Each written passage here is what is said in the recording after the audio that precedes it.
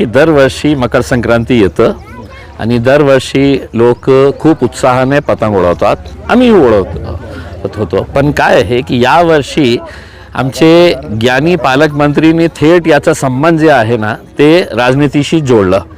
आता हे एक कोइन्सिडन्स आहे की 15 तारखेला इलेक्शन आहे आणि 14 तारखेला मकर संक्रांती आली.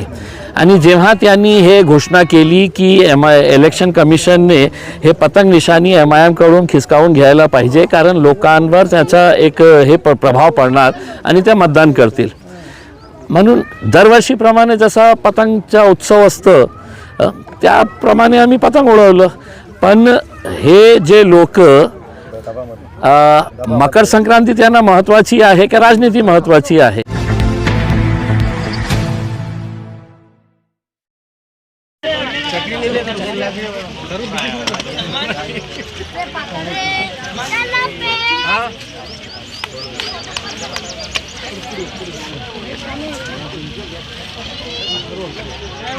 आज मकर संक्रांती आहे आणि या सणाच्या निमित्ताने पतंगबाजी आणि आपण या ठिकाणी बघू शकता.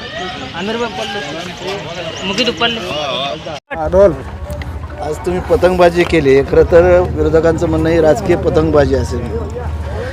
काय आहे की दरवर्षी मकर संक्रांती येतं आणि दरवर्षी लोक खूप उत्साहाने पतंग उडवतात, आम्ही उडवत होतो. पण काय आहे की यावर्षी आमचे ज्ञानी पालकमंत्रींनी थेट याचा संबंध जे आहे ना ते राजनीतीशी जोडलं. आता हे एक कोइन्सिडन्स आहे की 15 तारखेला इलेक्शन आहे आणि 14 तारखेला मकर संक्रांती आली. आणि जेव्हा त्यांनी हे घोषणा केली की इलेक्शन कमिशनने हे पतंग निशाणी MIM कडून खिसकावून घ्यायला पाहिजे, कारण लोकांवर त्याचा एक हे प्रभाव पडणार आणि ते मतदान करतील. म्हणून दरवर्षीप्रमाणे जसा पतंगचा उत्सव असतं त्याप्रमाणे आम्ही पतंग उडवलं. पण हे जे लोक मकर संक्रांती त्यांना महत्त्वाची आहे की राजनीती महत्त्वाची आहे. दरवर्षी ते पतंगचा फेस्टिवल ऑर्गनाईज करायचं, एकाच्या घरी गच्चीवर जमा व्हायचं आणि ते पतंग उडवायचं. यावर्षी ते का करत नाही आहे? एक प्रश्न मी त्यांना विचारतो.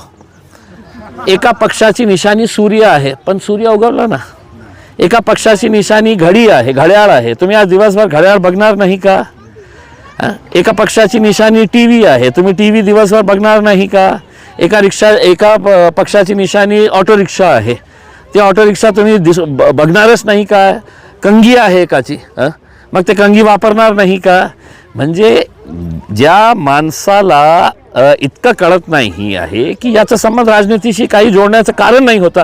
पण मी आदरणीय आमचे पालकमंत्री यांना खूप खूप धन्यवाद देतो की मी कोट्यवधी रुपये खर्च केले असते ॲडव्हर्टाइजमेंटवर तर त्याचा इतका प्रभाव झाला नसता, जे आमचे आदरणीय पालकमंत्री साहेबांनी आमची मदत करून पतंगला पूर्ण महाराष्ट्रामध्ये त्यांनी गाजवली पतंगच्या बाबतीत.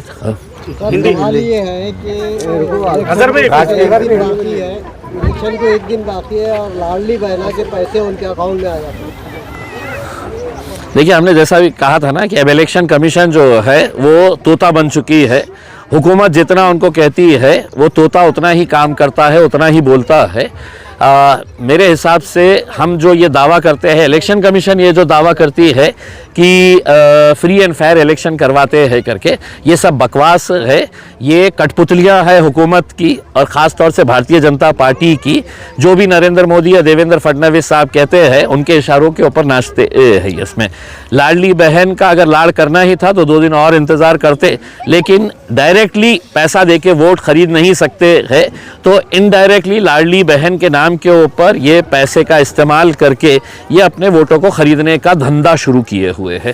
सर, आज मकर संक्रांत है और काफ़ी सारे विरोधी जो सत्ताधारी नेता हैं वो हर साल जो है पतंग उड़ा के इस उत्सव को मनाते हैं, लेकिन आज किसी ने नहीं मनाया. ज़्यादातर खौफ सता रहा है. देखिए, जब आप पतंग का इतना प्रचार कर चुके हैं, कि मकर संक्रांति आएंगी, लोग पतंग उड़ाएंगे, उसका असर है तो लोगों के ऊपर होगा, फिर वो 15 तारीख के दिन जाके है तो पतंग की निशानी के ऊपर मोहर लगाएंगे। ये कोई बेवकूफ़ आदमी ही इस तरह का सुझाव दे सकता है करके। लेकिन हमारे आदरणीय ज्ञानी पालक मंत्री साहब ने इलेक्शन कमीशन के पास गए और उन्होंने कहा कि ये पतंग जो निशानी है MIM की, उसका असर वोटरों के ऊपर पड़ेगा और वो वोटर जो है दूसरे दिन जाकर है तो पतंग की निशानी के ऊपर मारेंगे करके। मैं उनसे एक सवाल करना चाह रहा हूँ, आज दिन भर आप टीवी देखे कि नहीं है? किसी पक्ष की निशानी है टीवी? आज घड़ी देख रहे हैं कि नहीं देख रहे? किसी पक्ष की निशानी है घड़ी। ऑटो रिक्शा सड़क के ऊपर चल रही है, आप उसको बंद करवाने वाले हैं क्या? सूरज के एक पक्ष की निशानी है तो क्या सूरज आज उगना नहीं चाहिए? उगा है सूरज भी उसमें। लेकिन जब खौफ सताता है, जब उन्हें मालूम है कि कल मेरे पार्टी के बड़े बड़े नेता मुझसे सवाल करेंगे कि तुम इतने सारे मंत्रियां क्या वहाँ पर गुल्ली डंडा खेल रहे थे कि MIM पक्ष इतना बड़ा पक्ष साबित हो गया वहाँ पर, तो खौफ जब सताने लगा तो वो सीधा इलेक्शन कमीशन भाग गए और बोले ये पतंग की निशानी इनके पास से वापस ले लो करके। अब लोगों के ऊपर कितना असर होगा? मैंने तो उड़ाया है पतंग, एक दो को काटा भी हूँ और इंशाल्लाह 16 तारीख के दिन सर इतक्या वर्षात तुम्ही कधीही पतंग उडवलं नाही, पण आज नहीं, देखिए ये आपकी गलत सोच है कि मैंने पतंग उड़ाया नहीं हूँ करके। साहब 2014 से पतंग ही तो उड़ा रहे हैं, लगातार पतंग। आपकी नजरों में नहीं आया था, लेकिन इस बार मैंने खास आपको दावत दिया कि आइए करके मैं पतंग उड़ा रहा हूं करके, क्योंकि किसी ने मुझसे कहा था कि तुम अब इस साल पतंग नहीं उड़ाना करके, और अपन तो जिद्दी ठहरे साहब। किसी ने अपने को चुनौती दे डाली कि यहाँ पे नहीं उड़ाना करके, तो हमने वहाँ पे आके हमने उड़ा दिए है पतंग। सोशल मीडिया पर पैसे लेने वालों की लिस्ट भी वायरल हुई है और उसको लेकर कहीं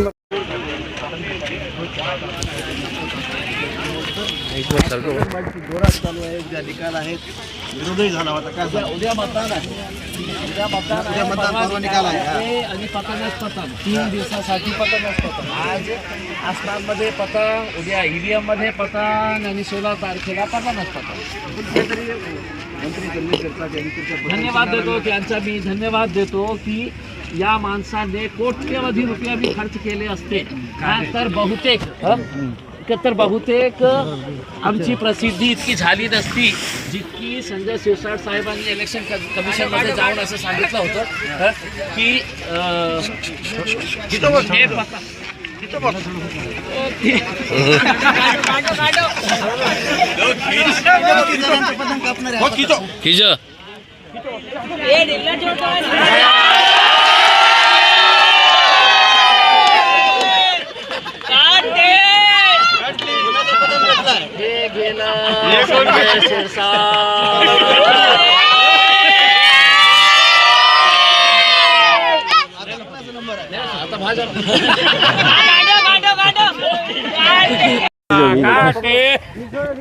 बेटा ले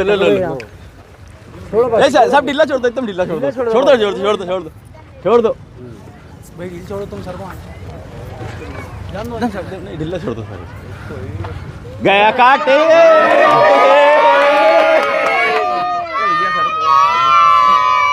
अरे यार ये झाड़ ये आ गया किसका पीछे से? नहीं जब उसका तो जब उसको मिला